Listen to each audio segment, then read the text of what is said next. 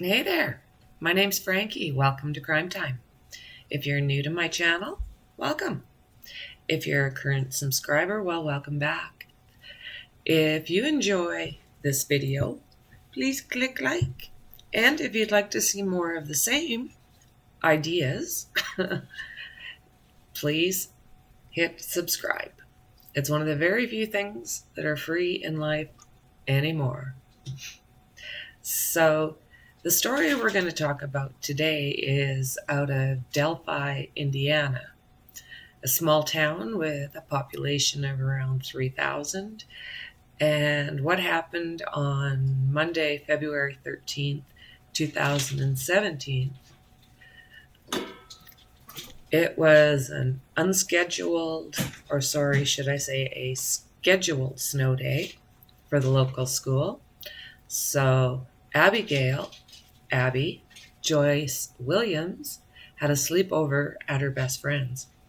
Her best friend would be Libby, or Liberty Rose Lynn German. The girls had a great night. They were looking forward to spending the following day outside. So what I want to talk about first is the girls, Abby and Libby. So we can get to know them a little bit better because, this story is ultimately about them. So Libby was born on December 27th, 2002 in Lafayette, Indiana. Libby and her sister Kelsey were being raised by their grandparents, which was Mike and Betty Patty, alongside with their father Derek, who also lived with the Pattys. She was a healthy, thriving young lady with a heart of gold, always busy and needing just one more minute. Libby enjoyed sports, and she was very active with soccer, volleyball, softball. She enjoyed the outdoors and swimming. Libby was doing very well academically. She was involved in the academic bowl at her school. And, she enjoyed her vacations and doing her crafts and painting as well. She had actually just finished painting her bedroom purple. Actually looked pretty cool. I seen a picture. And she was just in the process of finishing up her desk for her bedroom. She was blonde hair, blue eyes, about 5'4", about 200 pounds, 14 years old at the time of her death. Libby's mom said she was very funny and a very fast thinker with no fear, unless it was a needle or anything else that might hurt her. So Abigail, was born in Sault Ste. Marie, Michigan on June 3rd, 2003. She also had blonde hair with hazel eyes, and she was also 5'4", weighing about 100 pounds at the time of her death, at the age of 13. Abby played saxophone in the school band. She was also on the volleyball team. Abby enjoyed spending her time outside, camping and swimming, and was fond of ATVs when she was with her family. She also was a pet lover, but did have one special companion, which was Bongo, her cat. Abby's mom said that her little girl had no fear, and she was game for anything. She might have been small, but she was mighty. So on the morning of February 13th, 2007, the girls got up, had some pancakes around 10 a.m., and thought it might be a nice day to go to the nature paths that were a couple miles outside of Delphi to take some pictures and some videos. They liked taking photos, the both of them did. This particular day, though, Libby was the only one with her camera. So Libby asked her older sister Kelsey if she would mind driving them. Kelsey agreed that she could take them, but they'd have to find their own way home because she was working in the afternoon. The girls made arrangements to meet up with Libby's dad, Derek, at the same spot at around 3:15. The time was around 1:20 when the girls jumped into their car. Libby was in the front seat and Abby was in the back. They cranked up the music and sang along to 21 Pilots and Heathen. It was roughly 1:30-ish that the girls arrived at the historic trail system. Kelsey, she made sure that the girls had light coats on. It was unseasonably warm that day, but being in the shade, it could be a little cooler. It was about 60 degrees in the sunshine. So Kelsey told her sister Libby that she loved her. Libby told Kelsey that she loved her back. From that point, it was right around 1:35, and Kelsey watched as the two girls walked down the trail, which led to either the Freedom Bridge or to the Monan High Bridge. Now, the Monan High Bridge is an old trestle with missing and rotting ties that's approximately 70 feet above Deer Creek and is about 80 feet long. The last train to have used this bridge was around 1929, from what I've learned. Libby had been to the bridge and crossed it before, so for her it was fairly easy. But Abby had never crossed it. So at about 2:09, Libby posted a picture of Abby to her Snapchat at the north end of the bridge, probably to memorialize the moment of Abby making it to that far side of the trestle. So the far end, north end of the trestle basically came to a dead end. There was a fence that went around there was private property, so there was fence that basically separated it all off. So it was either go down like a really slippery, muddy hill or head back across the trestle and back down the trail. So it wasn't too much longer when they seen Bridge Guy, or more commonly referred to these days as BG. So he was heading down the trestle in their direction.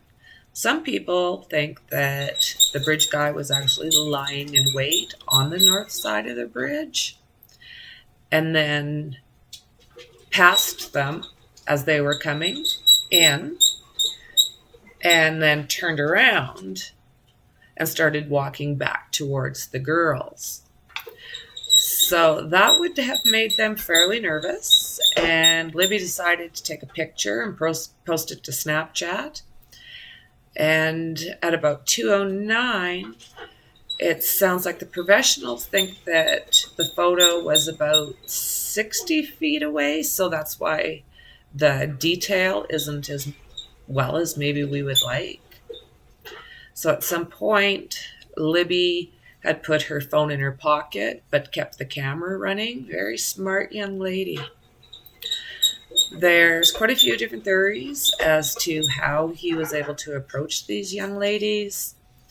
Everything from BG having a gun, from him telling the girls that he was a cop and that they were trespassing. But one thing is for sure, he felt comfortable with his surroundings and was able to easily find a spot to take the girls where they wouldn't be seen. But of course, there was also many people in the area that day. It was a beautiful day out. There was fishermen, there was hikers. You know, most outdoorsmen were heading for the different trails and to the river system. But, you know, to know exactly why he was able to take that risk, you know, he's obviously got a high resistance to fear. But unless there's more to the recording, you know, it's basically leaving it up to BG when he's finally caught, to be honest. And yeah, like, that's likely. When about 3:15 came and went, and the girls didn't show up to meet Libby's dad in the parking lot, Derek knew something was up. Both girls were very responsible. It was only 2.5 hours since dropping the girls off at the trail, and Kelsey was already getting a phone call from her grandma asking if she had heard from Libby. But by about 5 p.m., family and friends were at the historical site calling and searching for Libby and Abby. By 6 p.m., the rest of the town basically showed up, and that's when the police were called in. And they basically started searching for them. Most of them stayed through the night. Some had to go home and were back at 7 in the morning. I had seen one interview where Kelsey had said that there was about 1,000 searchers that night, and it looked like stars in the sky. So the next morning at around 7, the search for the girls continued. They basically separated the family members into different search teams. And it was around noon when a couple of the volunteers found the girls' bodies. It was about 20 hours and about a quarter of a mile from the bridge, from where they were actually found. They were in a little ravine along the bank by the creek, covered over with leaves, like a small effort really to hide them. But the foliage was so thick in the area that you could be a few feet away and really not see them. So at first, the girls were identified by a black runner of Libby's. Excuse me, I'm getting dry throat.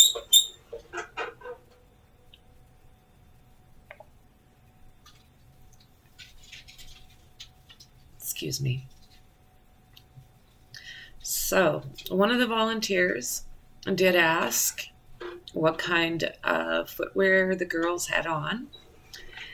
And yes, it was the same brand and color of Libby's, a black Nike. Kelsey was on the opposite side of the creek when she realized that they had probably found her little sister and her best friend. She wanted to run to them right away, thinking she could help them, knowing she couldn't. She was basically held back and hugged until she was able to go back up the hill. The scene was horrific, gruesome sight, and it was said that one of the girls still had the look of horror on her little face. I've read and heard that it was a sight that after you'd seen it, you couldn't unsee it. So everyone was notified that the girls had been found, and the police and coroner took over the scene. The crime scene techs were there for actually about 4 days. It's believed there was a lot of DNA. There was a partial fingerprint.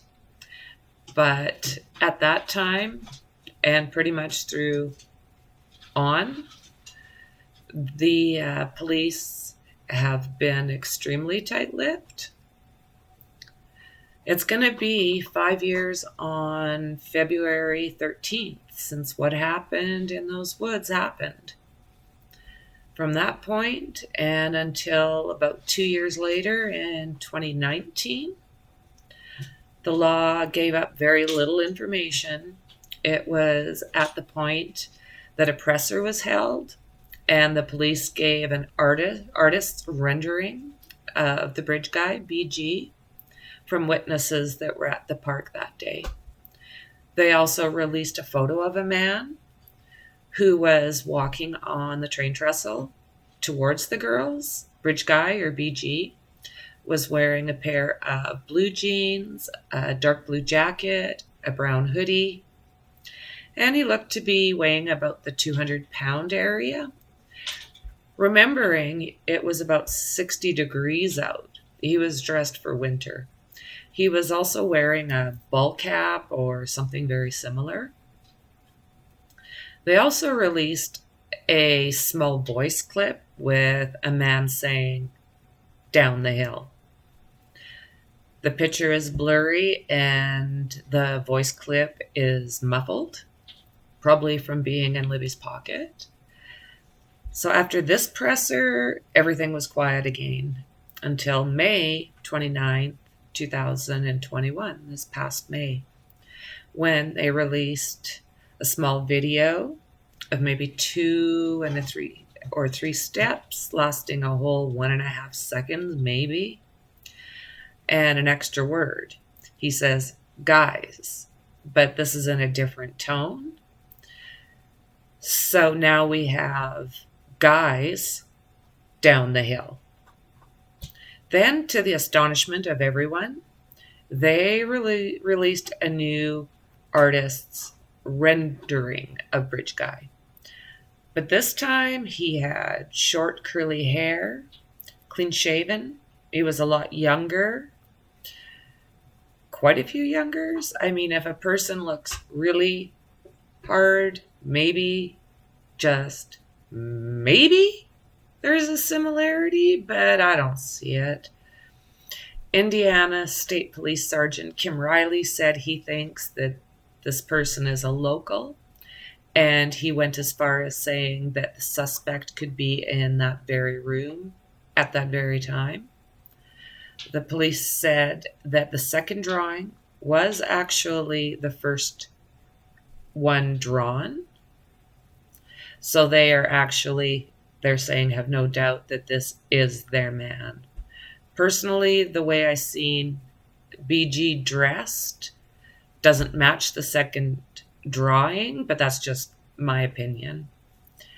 They printed up wanted posters and said that he was a white male, aged between 18 and 40, weighing between 180 to 220 pounds, about 5'6" to 5'10" in height, with reddish brown hair, and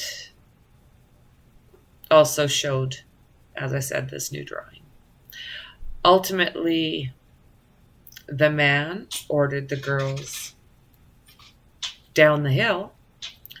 It was steep and not that easy to do, but they got to the bottom.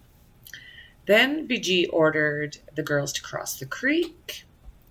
When they reached the other side, he ordered them to go further down. And this is where he attacked these girls. Makes me wonder, how did he make them aware that they were in danger enough for her to get her phone out and ready to basically catch this man through her actions? You know, he had to know the area when he was walking across the bridge. He was walking fairly fast, and his hands were in his pockets. He seemed to me that he knew exactly what he was doing and where he was going. The spot he ultimately chose was hidden from sight, and he had a few ways to exit, if you know that area.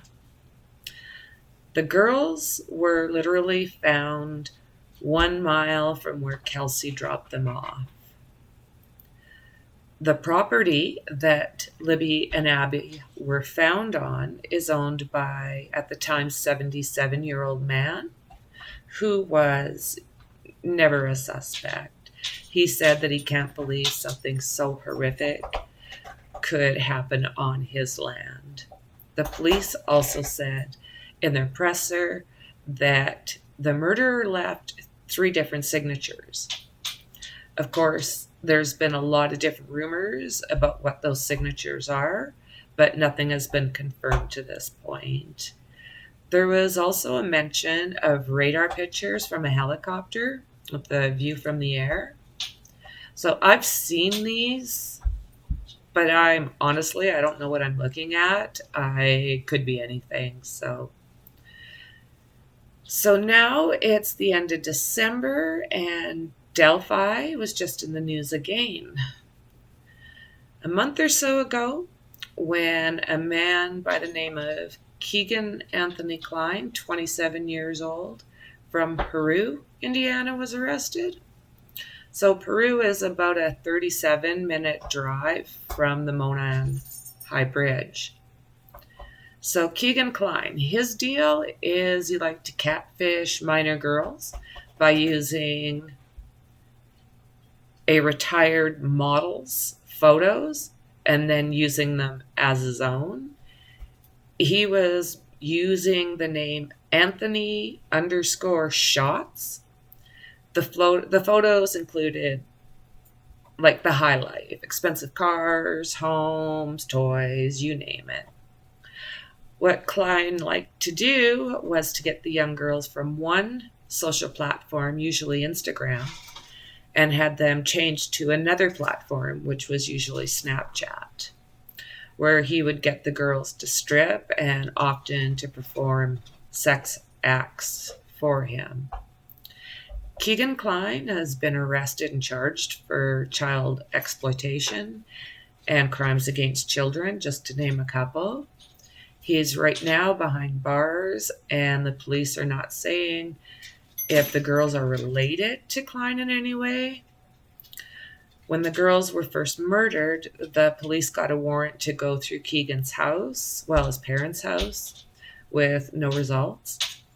Then more recently, they followed an IP address, and they followed it directly to Klein.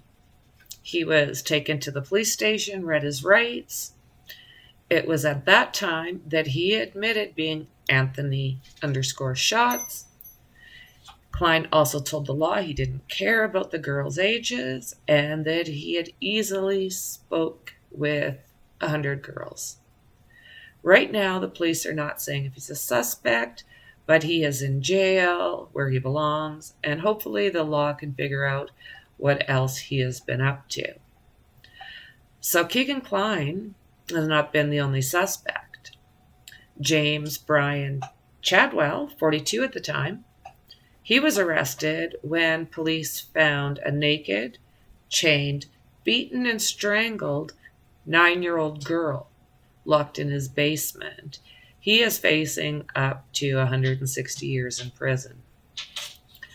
Another person that law enforcement has looked at was a man by the name of Daniel Nations.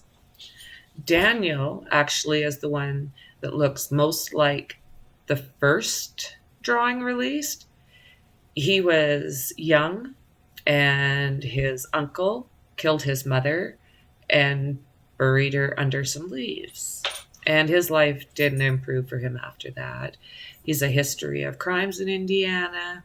He likes to sleep under bridges and has been doing a lot of crimes on hiking trails for years. He's a sex offender with PTSD. He was once arrested for masturbating in a Walmart.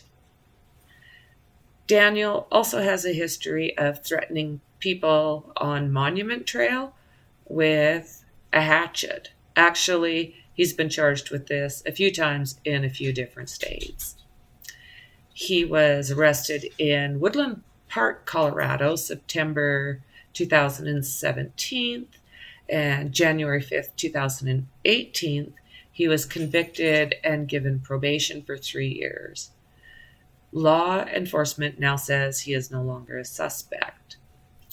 There's no doubt that he's a sick and twisted man, but I don't know. Is he bridge guy?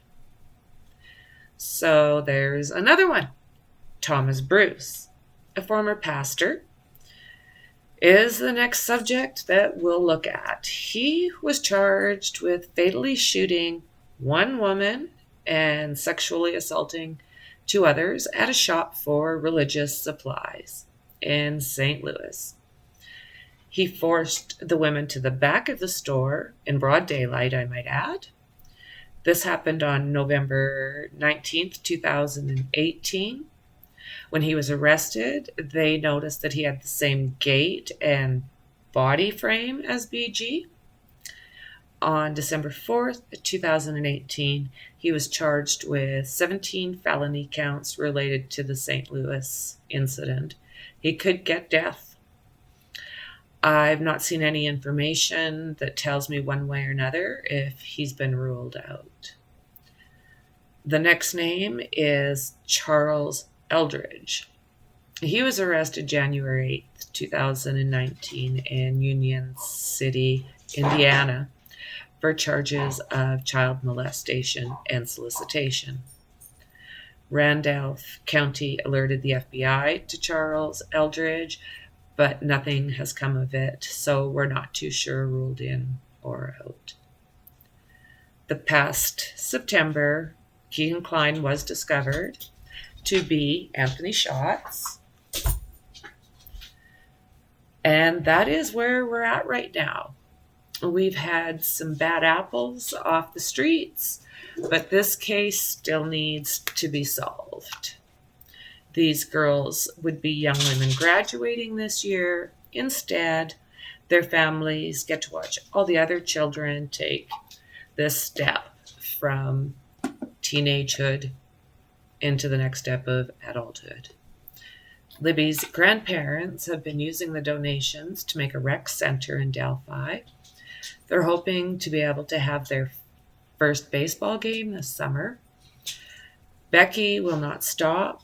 Both of these girls came from loving and safe homes. For this to happen to the two girls is not acceptable.